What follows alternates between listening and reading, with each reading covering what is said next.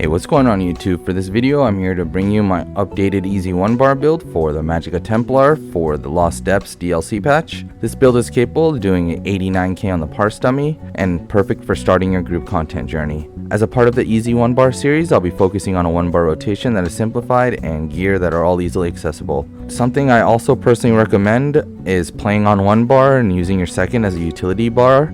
So for example, putting skills such as buffing, healing, etc. This is not needed though, but the option is always there. This is not a solo build because we're optimizing it for group content, so please keep that in mind, but with a tweak here and there, it should probably work in Overland as well. Starting off in the character sheet, I have 64 points into Magicka and I'm running the Thief Mundus.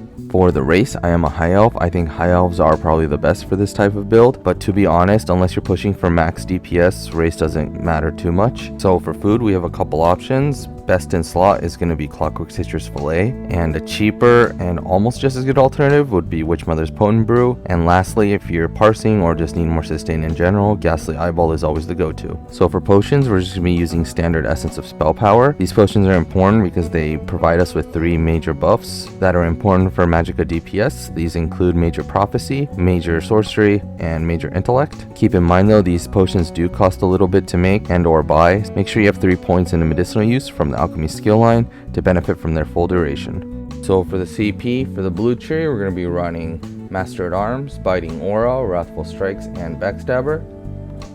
For the red tree, Boundless Vitality, Fortified, Rejuvenation, and Siphoning Spells.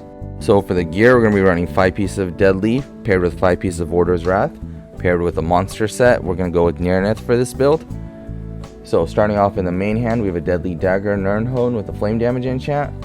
In the offhand, Charged with a poison damage enchant. For the head and shoulders, we're running 2 pieces of Nirneth, both in medium, traded in divines with max mag enchants. And for the body, we have 5 pieces of Order's Wrath, all in divines in light and with max mag enchants. And for the jewelry, we're running 3 pieces of Deadly Jewelry, all with spell damage enchants, traded in Bloodthirsty.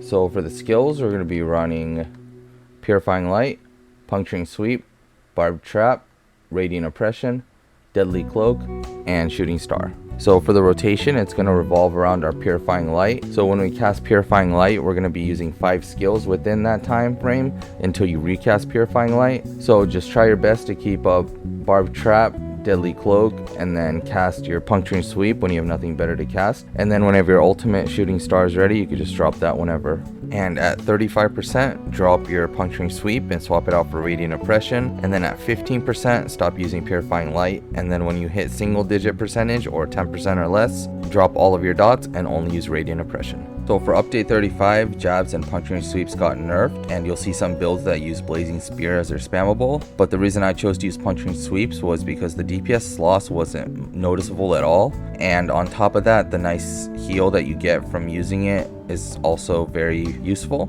In terms of gear alternatives, you can also run sets like Whirl of Depths or Bosse, and then you can run daggers and jewelry of sets like Pillar Nirn, Zovgin, Advancing Yokeda, and possibly even Kinra. And this patch, Sororia is actually really good, so that's also another viable option. In terms of mythic and monster set, so if you want to not run a monster set, you can opt to run a mythic. So you can run either Mora, Death Dealer, or Harpooners and pair that with 1-piece Slime Crawl. And lastly, if you want to run a different monster set, Kjarnar, Maul, Zon, and Stormfist are all solid choices as well. And just a little quick tip, if you are struggling to sustain, you can drop 1 medium armor piece, which is the monster set, and swap it to light. Or what you could do is you could swap your Purifying Light for Power the Light. But if you do that, make sure you have all weapon damage glyphs on your jewelry, because Power the Light scales off of your weapon damage just as much as Purifying Light scales off of your spell damage. And I think that wraps it up. As always, thanks for watching the video. If you have any questions or comments, feel free to leave them in the comment section down below. We also do have a Discord, so if you want to ask your questions there, come join our Discord. There's also a Discord for PlayStation players if you want to join a community Discord. Link will be right below my personal Discord.